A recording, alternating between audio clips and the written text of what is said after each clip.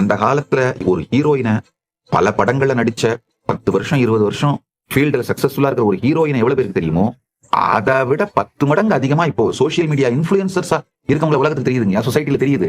So அதனால ஒரு physical quality mental குவாலிட்டினால அட்டென்ஷன் அட்ராக்ட் பண்ற மார்க்கெட் வந்து முடிஞ்சிருச்சுங்க. நல்லா புரிஞ்சுக்கோங்க.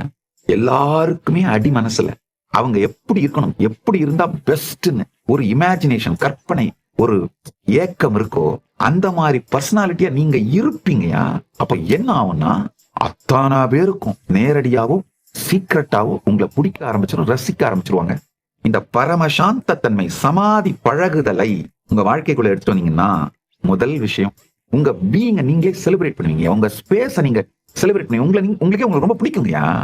உங்க பீயிங்க செலிப்ரேட் பண்ணி உங்க ஸ்பேஸ செலிப்ரேட் பண்ணி சுத்தி நடக்கிற எல்லா கிரௌடட் ஸ்பேஸோட நெகட்டிவிட்டி அத்தனையும் வந்து உங்களுக்குள்ள கரைஞ்சாலும், பல நதிகள் வந்து விழுந்தாலும், எப்படி கடல் தன்னை செலிப்ரேட் பண்ணிட்டு இருக்கோ அதே மாதிரி நீங்க செலிப்ரேட் பண்ணிட்டு இருந்தீங்கன்னா அதுதான் ஆக்சுவலா ப்ளூ ஓஷன் மார்க்கெட்டுங்கயா. இந்த மார்க்கெட் இன்னும் யாரும் டச் பண்ணாத மார்க்கெட்டுங்கயா. எவ்வளவு பேர் டச் பண்ணாலும் எக்ஸாஸ்ட் ஆகாத மார்க்கெட்டுங்கயா.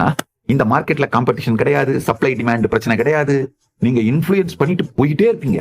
உங்களுடைய இருப்பாலேயே மிகப்பெரிய இன்ஃபுளுயன்ஸரா மாறிடுவீங்க.